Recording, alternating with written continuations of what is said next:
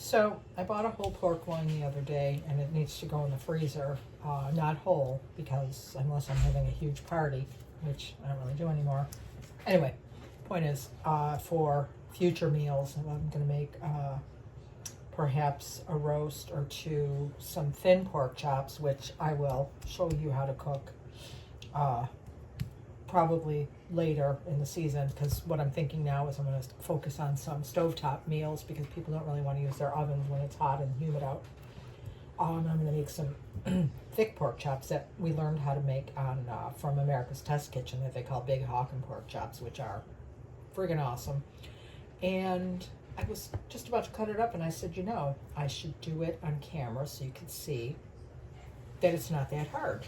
And I see I've got to move this here. I put my soap dish in the sink, but this is going to make some little pork juice spill off. I don't know. I'm super anal about cross-contamination with meat juice. I think I might have mentioned before that Thanksgiving here is a joy for me with 2 turkeys, and I lived for Lysol kitchen cleaner at that point in time. Anyway, so I thought I would cut this up on camera so you could see that it's really not that difficult. And I'm still deciding whether I'm going to use the lay it out on a sheet tray and freeze them individually first method. I've got a little tray over to or a big tray over to the side waiting to decide. Otherwise they could just go in baggies marked what they are. So I'll start. Here's, first of all, it's a whole pork loin, and this one is, I think it's a little bit smaller. It's almost 7 pounds. I look at the price per pound, and then I just look at the price to see what's the lowest that they have in the bunch. And this one was $13.75. This was $1.99 at Market in the Square, which I think is pretty standard. But also, I checked at Wegmans yesterday when I was there, and it was $2.09, so 10 cents more a pound. Totally reasonably priced for all the meals you're going to get out of it, especially with just 2 people in a house. One person, one person, I wouldn't buy this much, but 2 to 4, you'll see, a lot comes out of it. So I'm going to start at the wider end. It's kind of wide and then it narrows up here, and I really can't explain anything beyond that with where it comes from and all that stuff. So, but I'm going to start here just because if I cut the end off, I'll start at the wide end and make a roast, and then this will just slide out because this is bigger than this. That's my reasoning. And you know what? I should put the tray over here to put the pieces on as I'm cutting it.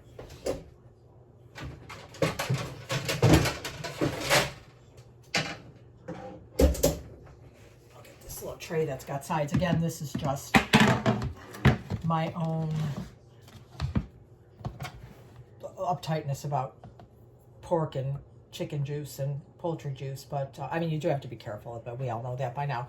Anyway, the one thing I learned, cut it this way so that, oh, there's a tag there too, early on is I would cut them into roast, and I'd be like, all right, let's see, it's just the man and I, so that's a nice size. That is huge. We're big eaters, and small is definitely not a bad way to go if it's just 2 people.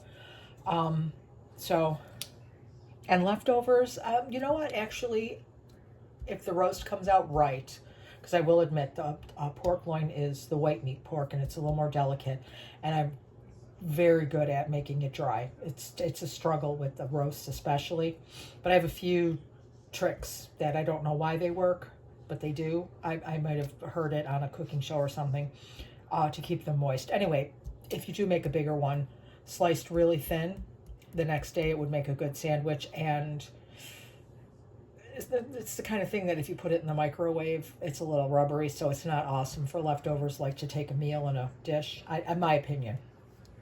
I mean, it still works if it's all you got and you don't want to eat out of the vending machine. So I don't ever use a scale. I just use my eyes. I'll just say that's a good size. And that might even be a little big, but ooh, I need to sharpen my knife. Holy cow. You know what? I'm just going to take it out. This part's really messy. I'm going to move the camera back because I have you over the sink, and I'm going to need the juice to go away. All right. right, so scissors, we'll just cut the end off.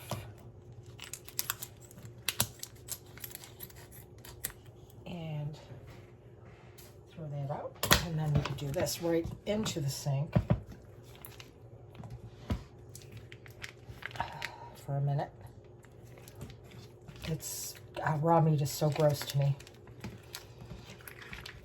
especially certain meats like this. For now, I'll leave the overhang go over the sink. Oh wait, this is still. Here we go. Yeah. Gross, gross, gross. Those are now all gooeyed up. Even fresh meat, which technically doesn't smell so bad. Oh, look at me, I'm touching my cabinets with this. Is just gross. Just gross. Okay, so we'll go about this big. I don't know what that is, 3 inches, which will be really a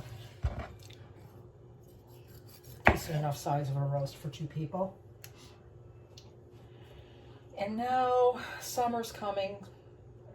I'm going to think about how, all right, here, this is still a little wider than this. So I'm going to say about an inch, inch and a quarter for the big hawk and pork chops. And the first time, the man usually makes these, but I'll make them for the camera, the video. The first time we saw them on America's Test Kitchen. And it's like, oh, yum, I'm going to try those. They were so good. It was just amazing. If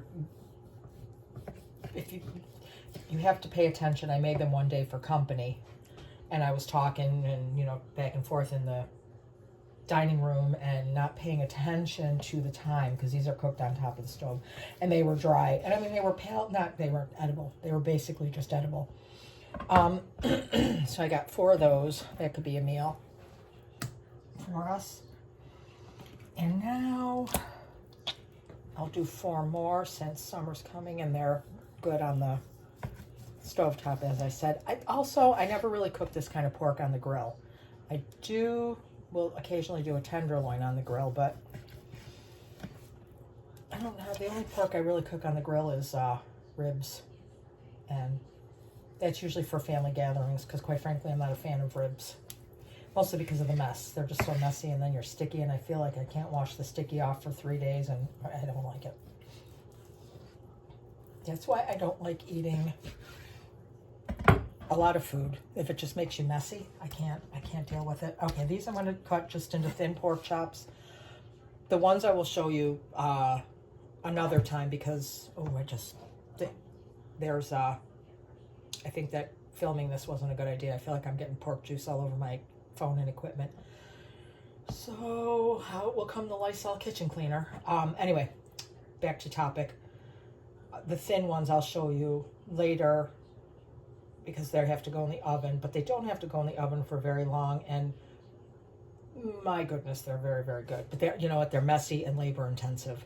So maybe I won't even bother, because that's not the whole point of this this channel. So now I'm just going to flip it over, because I feel like I'm cutting backwards. So hopefully you can see. No, I'll leave it like this. Very thin. And the nice thing about very thin, yeah, I can't cut it like this. I'm going to have to flip it over, is they cook very fast.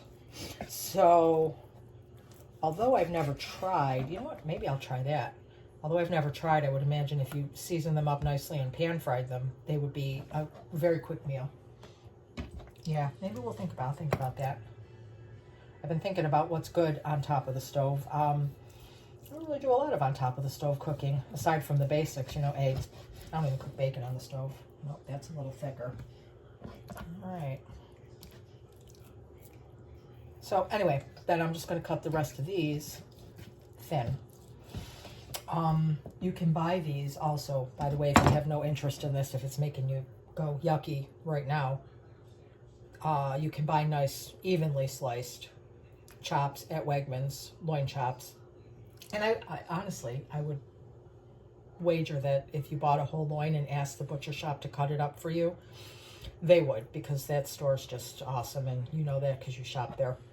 Anyway, I'm not going to keep this running to make you watch me slice just a bunch of pork chops now because it's all pretty basically the same. It's different lengths, or widths rather. So as soon as I wash this schmagoo off my hand so I can shut down, I'm going to finish slicing it up, and I think I'm going to put them in baggies separately because I know now, I mean, 4 pork chops is always going to get cooked, and